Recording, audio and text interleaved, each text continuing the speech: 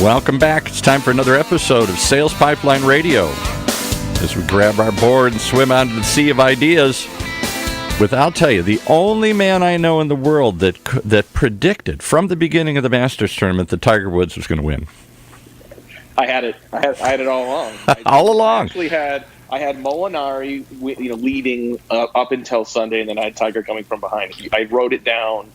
It's true. Just to prove. How amazing was that? I mean, just for anybody, I'm not a huge golf fan, but you got to love that story. After how many years, after all the pain and hurt and problems he's been through, the guy comes back and wins another one. I mean, here we are 2 weeks later, and we're still talking about it. Yeah. Right? I mean, I thought it was amazing. I mean, you can say what you want about, look, we all live in glass houses. Tiger made some mistakes, but for someone with who 2 years ago, so here's so a year ago he played the Masters, he did all right. A year before that, he basically had to get a spinal block to be able to go and attend the Champions Dinner on Tuesday night at the Masters, so he could actually sit in a chair through dinner. Like, I mean, he couldn't even sit, he couldn't walk, let alone sit. And here he is. It's amazing. It's pretty awesome. Even he thought he was done, but he didn't give up. It's pretty cool. Well, we're not giving up either here on Sales Pipeline Radio. How's that for a transition, Paul? Thanks, everyone, for joining us today. If you're joining us live on the Funnel Media Radio Network, thank you for joining us during the workday. Most of you, I expect, are joining us through the podcast, so thank you very much for subscribing. I think we're over 80,000 downloaded subscriptions now. Continues to grow our listeners. I'm just surprised and humbled. It's pretty awesome. So thank you very much for joining us in every episode, past, present, and future of Sales Pipeline Radio. Always available at salespipelineradio.com. Today, we have another great guest. We are always featuring some of the best and brightest minds in B2B sales and marketing. Today is no different. John Raguin, he is the CMO, the Chief Marketing Officer for Seismic. John, thanks so much for joining us today. Oh, great to be here. Fantastic. Thanks for having me. Yeah, absolutely. Well, I know we're going to talk today a little bit about sales enablement, and it's interesting. I mean, you guys are right at the center of the sales enablement category with software. And I think, it was like 4 or 5 years ago, we did a survey to try to understand where companies were in the sales enablement world. And we literally, we found out we couldn't even use the term sales enablement in the survey because there weren't enough people that had any idea what that meant. And here we are now. It seems like it has become a very mainstream category and almost table stakes for B2B companies. How do you guys see that? Oh, it's unbelievable, the growth. So it's exactly like you said. Over the last 4 years, we've essentially if you looked at LinkedIn just on job titles, just looking at job titles, you'd find that there was 80% increase in LinkedIn search results for sales enablement, where people were searching in LinkedIn. And then 118% increase just in the last 2 years of people with sales enablement in their job titles. Wow. So, and the astounding part we even saw further is that there are just about as many people with job titles that have sales enablement in it as there are open job recs. So that really tells you that sales enablement has, that's one of many statistics that is important in looking at how sales enablement has become such a big thing and the importance to organizations. So what is it, though? I mean, like, I've heard people just talk about sales enablement, sales engagement, sales automation, sales acceleration. It seems like sales enablement is sort of a category term that has stuck. But what does it encompass? Like, when companies see that, like, what are the functions they should be thinking about? Yeah, I mean, first let's start with the value and then let's talk with the functions. What I think companies are seeing is an increase in agility, meaning eliminating time in the sales process. That's one thing that sales enablement helps do. A second is around efficiency, reducing the effort that people, that salespeople have to do and marketing have to do to hopefully get to, close deals. Third is effectiveness, like extending the conversation, making sure you're being relevant at the point in time. So what sales enablement at a broad thing are all the things, that marketing and sales training and other people do around the sales process, sales operations, and when I said other people, sales operations do in order to help make the sales force be more agile, more efficient, and more effective. I really like the way you described that, because you didn't go right into functions. You talked about like why it's important and how to measure it. And I think for companies that, are not excited necessarily about taking on more jobs, if you think about the impact that can have on your organization. I think I heard a stat once that 25% of time for for B2B sellers is spent actively selling. And so you're never going to get that to 75 or 80%. But if you could go from 25 to 30% active selling and improve the efficacy of that selling across your sales force, I mean, do the math, and that all of a sudden adds up to a pretty big number. Absolutely. And you look at how inefficient they are. So let me give you a few examples of, first, where sales enablement, some of the stats we're seeing that companies who effectively do sales enablement get, and then where are some of the challenges? Why is it that the organizations, where are they getting these benefits? So first off, CSO Insights quoted that organizations that effectively have implemented sales enablement across the organization and done things around the sales enablement have gotten 10.1% higher win rates. A second one is organizations with that have implemented a sales enablement platform have seen a 13.7% annual increase in deal size. And you'd say, where do they get that from? How do they get benefits? Look, the reality is that you can only make your A reps that much better. You can certainly, like you said, hopefully get them where it's not 75% of their time is working not on a deal, But the reality is your best sales reps probably find ways that they are spending 50, 55, 60% of their time on deal execution. But your B reps, your B minus reps, they're the ones who are spending 75%, 80% of their time because they don't know what to use. They don't know what message works. They probably, in part of the sales process, and this is common, 65% of sales and marketing material produced for use by sales is never actually utilized. And obviously that's a fault of the people creating the content, but it's also a fault of that content isn't finding the sellers at the right time in the sales cycle. Because you may have great material or great training or great other pieces around sales enablement, but if it's not used at the right time, then it's wasted. So, and keep in mind, just using marketing material, for example, $1 billion company in annual sales revenue can waste about $1 million a year in unused marketing material. $1 million a year, So these are big numbers that can be used for other things. And it's like you said, it's a little bit about making them more effective, not just efficient. Well, and I think you bring up some really compelling stats that I think hopefully make a lot of people sit up and say, maybe this is something I should focus on. I think this can also be kind of a hidden problem, right? I mean, if your presentations don't look good, you can see that. If your conversion rates aren't good, you're like, okay, well, what can we do to improve that? But what are some things people should be looking at in their businesses to indicate, how well or effectively they're enabling the team today? Like, are there certain key metrics inside of a sales organization that companies that maybe don't have sales enablement software yet should look for to identify the size of the problem they may have?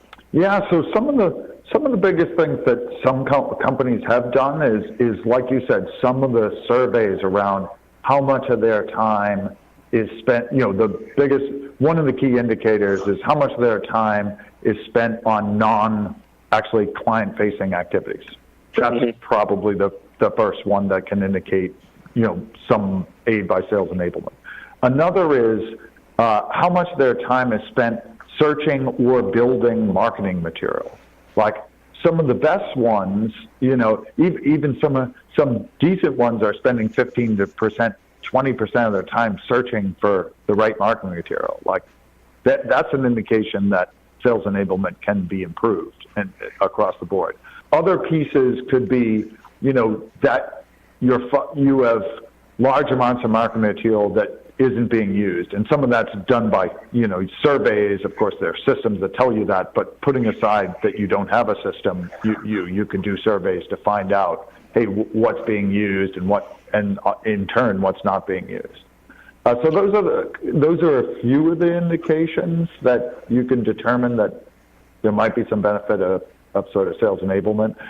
Obviously, some, classic, obviously, ones are, you only have, so you have a small percentage of your reps hitting quota. Because if you have a small percentage of your reps hitting quota, that's clearly an indication that it's not necessarily your product that's wrong. It's how you're enabling the rest of the sales team. Talking today on Sales Pipeline Radio with John Raguin. He's the CMO, the Chief Marketing Officer for Seismic. They're one of the leaders in the sales enablement category. And before we have to take a quick commercial break here, John, talk a little bit about category creation. I mean, you guys have been around since the beginning. You're clearly, one of the leaders of the category today. I know you've done that a little through acquisition, but as the head of marketing, what does it take to not only create a category, but become a category leader in what can be a crowded field? Yeah, so that's a good question, because obviously, for those of us like you and I who've been in sales a long time, you remember there was a day that CRM was not a term. Everybody right. in marketing and sales knows what it is now, but it was a new term that had to be created. Same thing with marketing automation. That was a new term that had to be created. And sales enablement is at a similar point, of early on.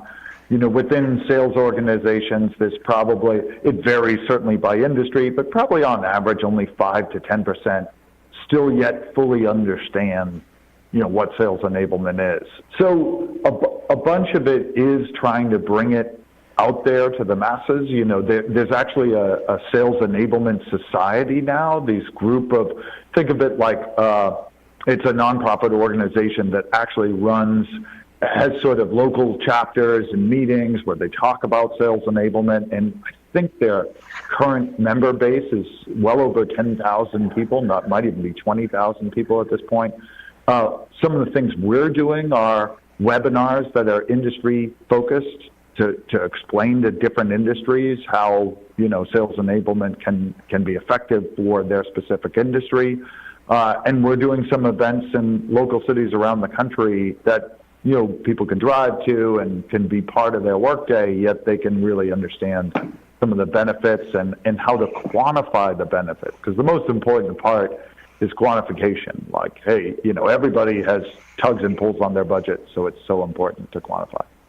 I agree. Well, we're going to take a quick commercial break. Before we do that, I'm glad you brought up the Sales Enablement Society. Would definitely encourage listeners to check that out. Even if you're not really doing sales enablement formally today, I think it's a great place to learn about it, find out from folks that were in your shoes before and are doing it today, learn about what works, what doesn't work, and mistakes to avoid and whatnot. So definitely check out local chapters there. We got to take a quick break, pay some bills. We'll be right back. Sales Pipeline Radio.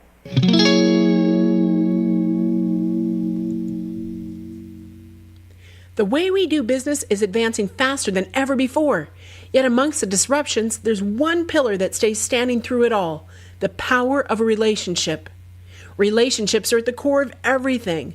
So how are today's organizations developing, nurturing, and leveraging them to drive success? Join Matt Hines and Sigster's VP of Marketing, Justin Keller, for the on-demand webinar, The State of Relationship Marketing, and learn how your team can bridge the gaps between relationships and revenue. Listen now at HeinsMarketing.com. That's HEINZ marketing.com. Okay, we're back with Matt and his guest and talking about the secret society, the Sales Enablement Association. Is that a secret group? Do they have a secret website, or do we know how to get in touch with them? Definitely have a website. If you just type Sales Enablement Society into your browser, it'll come right up. It's the top one. Okay. And it's free to join. No membership. It's kind of a locally run. They have different regional chapters, and it's fantastic. No secret handshake are required or anything here, knock on a door or anything. Just they might have one, but maybe they haven't given it to me. Okay. Well, Matt probably knows. He knows all this. Secret handshake could be a fun way to sort of create some buzz. I don't know. It could be good. Well, thanks very much for coming back on Sales Pipeline Radio. We got more with John Raguin. He's the Chief Marketing Officer for Seismic, and we're talking about category creation before the break. And, let's expand beyond sales enablement. And if we look at sort of that sales and marketing technology landscape, there's several thousand companies competing for finite budgets from sales and marketing operations folks. How do you sort of make sure that sales enablement becomes part of the table stakes stack? I mean, independent of trying to differentiate Seismic as a category leader in the category, when you're competing against that many companies and that many sort of other categories, sort of what's the pitch to ensure people are focusing on sales enablement as a priority? Yeah, I think the way to look at it is, you need three main systems within your sales organization. You have a CRM system, which is really, you could think of the system of record. That's the one that's going to house all your information about your contacts and your opportunities and what stages they are, et cetera, and your sales stages. The second is your marketing automation system, which obviously has to analyze and target and determine which opportunities are looking promising. And then you need a sales enablement system that really takes you from when the lead gets turned to sales, how are you targeting and making sure that you're recommending the right tactics around content and meetings and whatever at the right time in the sales cycle. And then how do you stay at the top? Why is that important? It's the value, and I think we do some of that with some of our customers. So great example is Illumina, which is a big medical services company, devices and services. They saw kind of, when they rolled that out to their organization, basically a 70 to 90% content standardization and reuse. They were able to cut the marketing collateral by literally 70 to 90%, depending on the area or department, and then therefore made it much more effective for the sales organization to be able to go out and use the right things at the right time. Another example is Blackbaud. They implemented our sales enablement platform, and they actually saw it grew their pipeline by 32%, and deals closed 14 days faster than they used to. And that's one of the things we focus on is, again, this concept of agility and cycle time. When you're cutting down cycle time, that's obviously going to increase your pipeline, and also you get deals, essentially deals closed faster. And as you know, if time kills all deals, right? So if you're closing deals faster, there's less of an opportunity for you to lose. So I think those are some of the ways that we've seen it. But people are using it in different ways. There's a Fortune 500 sort of food service distribution company that uses our software. So they have 25,000 restaurants around the country, about 6,000 sales reps. And they're not talking, their use of Seismic is really around, how do I go into a conversation with my salespeople with all these restaurants and make sure they don't leave us, that they see the upsell, that they are buying, the best products that we think we can recommend. So they actually, in a push of a button, can create a deck that helps them say, here's what we see the trends in the market are, here's what you have been purchasing, and here's what we recommend going forward based on the trends in the market. And it's given them power that they never had before to go in these sales conversations, educated, up to date, showing value right out of the chute, not just a purely relationship sale. And that's massive in that space where margins are tight. So it is in the end about the value. And when we talk to prospects and new customers, that's, the value is the leading thing that keeps it, high on the priority list. So when we think about sales enablement as a category, really as a function for, sort of more advanced B2B companies, where does that role sit? I mean, I've seen some companies have it in sales as a sort of expansion of sales operations. Some organizations I've seen marketing really sort of step up and own sales enablement to increase their sort of impact on the broader funnel beyond just demand gen. Where have you seen the most success? Where are companies that are succeeding the most putting sales enablement in the organization? Yeah, so that's a great question. So far, sales enablement typically, in most companies has actually been in sales. So It either reports parallel to sales operations. We've seen some cases where it's in sales operations, but generally in parallel, almost like, some of the product overlay teams might be next to sales. So that's typically where it sits. It's interesting, though, it shows you how it's evolving. Often the sales enablement organization doesn't typically have a large budget yet. That's where it's still working forward. So often the budget, though, comes from marketing. So it is often a strange dilemma, like, the people who really use the system and would use it daily to help in their sales processes are salespeople, and enabled by an organization which sits within sales, yet often the systems sit within marketing because they pay for all systems. So it's often a funny balance. That's interesting. Well, just a few more minutes here to wrap up on this episode of Sales Pipeline Radio. I want to ask, obviously Seismic is eating its own dog food, or some people say drinking your own champagne when it comes to sales enablement. What are some of the things that you've learned by, not just talking the talk, but walking the walk as well? What are some things that maybe has evolved in your approach to your strategy to sales enablement internally that might be useful to others? Absolutely. So we do obviously eat our own dog food, use our own software heavily internally. I think the most important thing that we've learned is to push the analytics down to managers in the field.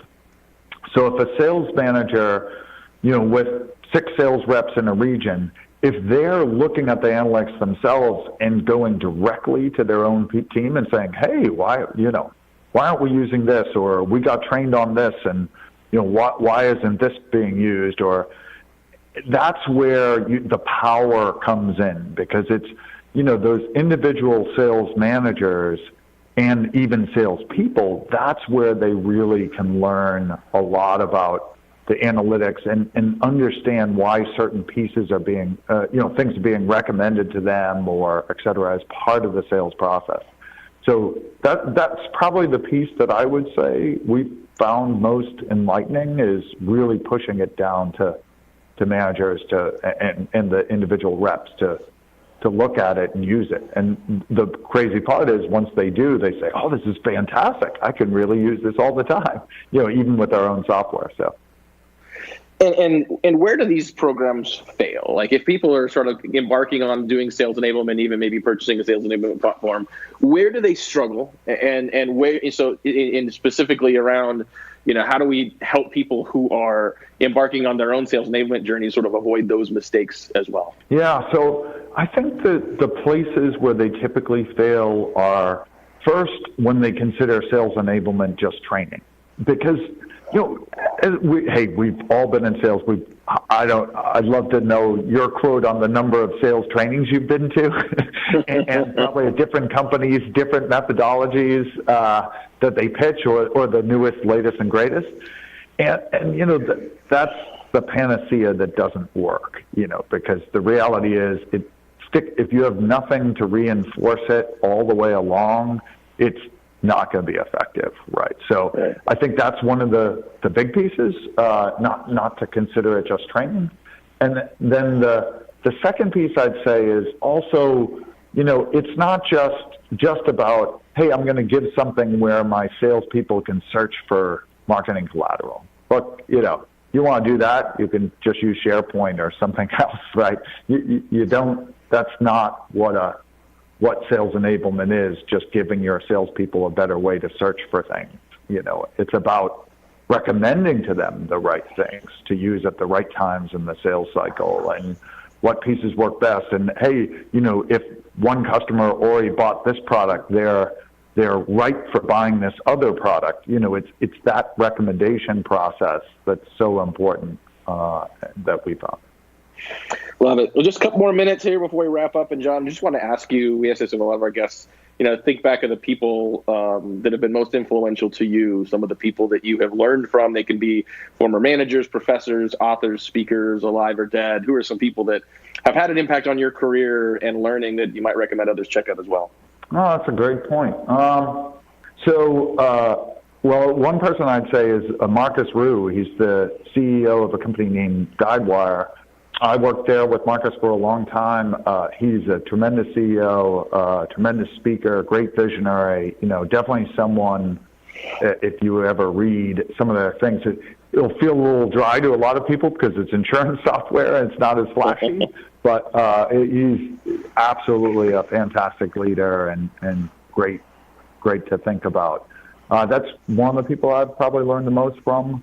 I'm thinking offhand, just one of my favorite, actually I'll give you one of my favorite books. It's an old and classic one, but I really believe that Michael Moore and about crossing the chasm. Like it's an old book, I know. It's probably late 80s, maybe early 90s. But there's nothing that's more important, I believe, than in bringing products to market. If you're an existing big company or if you're a newer company, and you're trying to go to different industries, there's so many use cases for crossing the chasm and understanding the importance of alignment behind that, how you do it. I think there are so many lessons learned in that book. That's one of my favorites of all time. So. Yeah, I would agree with you. And I think, some of those books that really do sort of stand the test of time that we talk about, again and again, we keep thinking about two of my favorite marketing books, written. Yeah, I think probably older than that. You got Ogilvy on Advertising, which is, 60s, maybe early 70s, was written, and what called Scientific Advertising by Claude Hopkins was written in, I think, 1923. Obviously very different time in marketing. There was not Google Analytics to figure out, who's coming to your website, but some pretty evergreen expectations and some good content there. Well, we have to wrap up here. I really appreciate everyone joining us. Really thank you again to our guest, John Raguin. He's the Chief Marketing Officer of Seismic. You can check them out online. Also check out the Sales Enablement Society if you want to learn more about potential meeting groups in your area. And that's all we got today, Paul. Okay, no secret handshake required. No secret handshake today. Right. We'll see you next week on another episode of Sales Pipeline Radio.